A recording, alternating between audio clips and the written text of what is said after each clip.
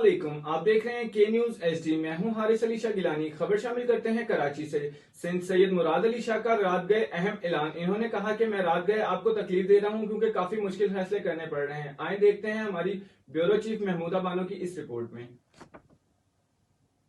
بسم اللہ الرحمن الرحیم۔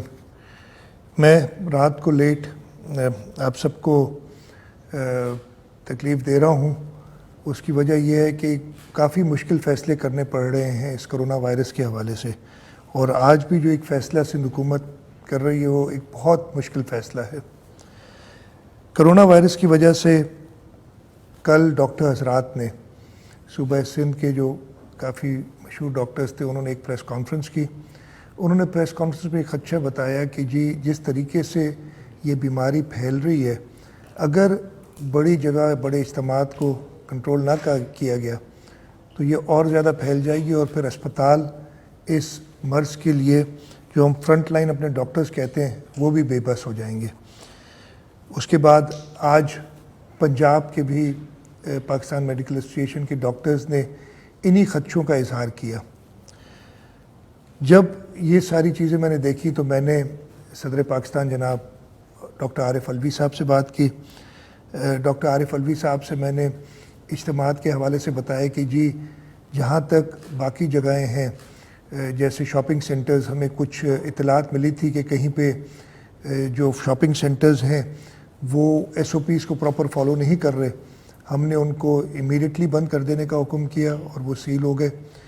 چھوٹے تاجر تھے ان کے ساتھ بھی بات کی اور انہیں اس بات پہ اگری کرایا ہے، انہوں نے خود اگری کیا۔ میں ان کا شکر گزار ہوں کہ صرف آن لائن یعنی ہوم ڈیلیوری ہوگی دکانوں پہ۔ باقی جو اجتماعات کی ایک اور مساجد کی بات تھی، تو ضرور صدر پاکستان نے سب مل کے ایک فیصلہ کیا تھا، اور اس سلسلے میں میں نے انہیں کہا کہ ہمیں آپ کی مدد کی ضرورت ہے۔ صدر صاحب نے بہت مہربانی کی اور نہ صرف مجھے فون پہ سمجھایا اچھی طریقے سے کہ نہیں ایسی بات نہیں ہے، ہمارا فیصلہ جو ہے وہ بالکل فرم نہیں ہے، وہ حالات کے حساب سے چینج ہو سکتا ہے۔ پھر انہوں نے اپنی پرسنل ٹویٹ سے ایک ٹویٹر اکاؤنٹ سے ایک ٹویٹ کی، اور اس ٹویٹ میں انہوں نے پورا وضاحت کی، اور میں یہ وضاحت جو اس کا اردو ترجمہ پڑھنا چاہتا ہوں۔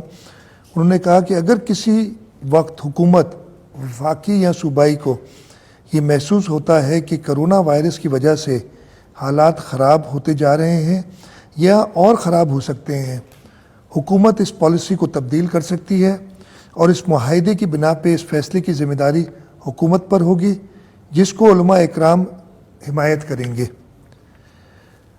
اس وضاحت کے بعد اور صدر پاکستان سے بات کرنے کے بعد میں نے پھر ڈاکٹر حضرات سے صلاح مشورہ کیا۔ انہوں نے مجھے کہا کہ اگلے 10 سے 15 دن بہت زیادہ اس وبا کے حوالے سے مشکل آنے والے ہیں۔ اس وجہ سے ہم نے جیسے دکانوں کا فیصلہ کیا، بڑے سٹورز کو بند کیا۔ ہم نے کہا کہ مساجد ویسے ہی کھلی رہیں جیسے پہلے تھیں، مساجد میں اذانیں بھی ہوں۔ کل جمعہ ہے، جمعے کے دن جیسے پچھلے 4 جمعوں میں ہم نے کیا ہے کہ 12 سے 3 بجے ایک سب قسم کا لاک ڈاؤن کرتے ہیں۔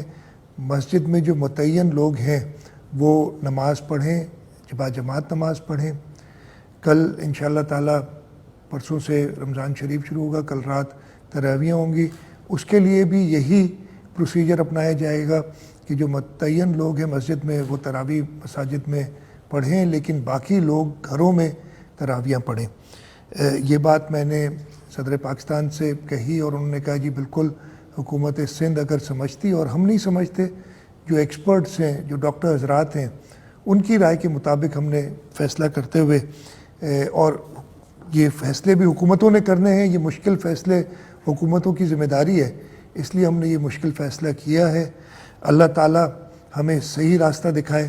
اس وقت جو سمجھ آ رہی ہے اور جو ایکسپرٹس ہمیں بتا رہے ہیں ان کو دیکھتے ہوئے ہم یہ فیصلہ کر رہے ہیں۔ میری علماء اکرام سے بھی درخواست ہے کہ حکومت کے ساتھ تعاون کریں۔